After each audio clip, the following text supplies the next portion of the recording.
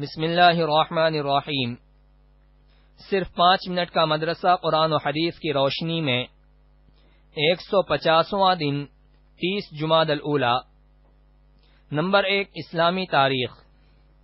غزوہ مریسع یا بنی مصطلق۔ رسول اللہ صلی اللہ علیہ وسلم کو یہ اطلاع ملی کہ بنو مصطلق کے سردار حارث بن زرار نے مدینہ پر حملہ کرنے کے لیے بہت سی فوج جمع کر لی ہے۔ آپ صلی اللہ علیہ وسلم نے بریدہ اسلمی کو تحقیق کے لیے بھیجا۔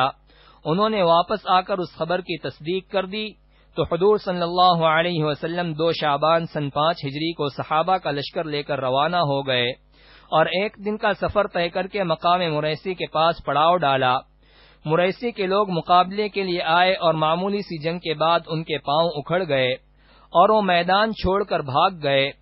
اس جنگ میں بنو مصطلق کے 10 آدمی مارے گئے جبکہ 1 صحابی نے بھی شہادت پائی۔ مسلمانوں نے مشرکین کے 600 آدمیوں کو قید کیا۔ مال غنیمت میں 2000 اونٹ اور 5000 بکریاں ہاتھ آئیں۔ اس لڑائی میں گرفتار ہونے والوں کے ساتھ بنو مصطلق کے سردار کی بیٹی جویریہ بھی تھیں۔ انہوں نے اپنے فدیے کی رقم طے کر کے حضور صلی اللہ علیہ وسلم سے مدد کی درخواست کی۔ آپ صلی اللہ علیہ وسلم نے اپنی طرف سے فدیے کی رقم ادا کر کے ان کو غلامی سے نجات دلائی اور مزید احسان یہ فرمایا کہ اسلام قبول کرنے کے بعد ان سے نکاح کر لیا۔ اس نکاح کی برکت سے بنو مصطلق کے تمام جنگی قیدیوں اور مال غنیمت کو واپس کر دیا گیا اور ان کے والد بنو مصطلق کے سردار حارث بن زرار نے بھی اسلام قبول کر لیا۔ نمبر 2، حضور صلی اللہ علیہ وسلم کا معجزہ۔ عبداللہ بن بسر رضی اللہ عنہ کے بارے میں پیشین گوئی۔ حضرت عبداللہ بن بسر رضی اللہ عنہ فرماتے ہیں کہ آپ صلی اللہ علیہ وسلم نے میرے سر پر ہاتھ رکھ کر ارشاد فرمایا، یہ لڑکا 100 سال زندہ رہے گا۔ چنانچہ حضرت عبداللہ بن بسر رضی اللہ عنہ کی عمر 100 سال ہوئی۔ نمبر 3، ایک فرض کے بارے میں۔ نماز جمعہ کے لیے جماعت کا ہونا۔ قرآن میں اللہ تعالی فرماتا ہے، اے ایمان والو، جمعہ کے دن جب جمعہ کی نماز کے لیے اذان دی جائے تو سب کے سب اللہ کے ذکر کی طرف دوڑ پڑو اور خرید و فروخت چھوڑ دو، یہ تمہارے لیے بہتر ہے اگر تم جانتے ہو۔ فائدہ: جمعہ کی اذان کو سن لینے کے بعد خرید و فروخت چھوڑ کر اللہ کے ذکر کی طرف چل پڑنا اور جماعت کے ساتھ نماز ادا کرنا واجب ہے۔ نمبر 4، ایک سنت کے بارے میں۔ تمام مصیبتوں سے چھٹکارا۔ جو اس دعا کو ہر صبح و شام 7 مرتبہ پڑھے گا تو اللہ تعالیٰ اس کو دنیا و آخرت کی مصیبتوں اور رنج و غم سے نجات دے گا۔ حسبی اللہ لا الہ الا ہو علیہ توکلت وہو رب العرش العظیم۔ ترجمہ: مجھے اللہ کافی ہے، وہی معبود ہے، اسی پر بھروسہ کرتا ہوں، وہ بڑے عرش کا رب ہے۔ نمبر 5، ایک اہم عمل کی فضیلت۔ مریض کی عیادت کرنا۔ رسول اللہ صلی اللہ علیہ وسلم نے فرمایا، قیامت کے دن ایک پکارنے والا پکارے گا، کہاں ہیں وہ لوگ جنہوں نے دنیا میں مریضوں کی عیادت کی؟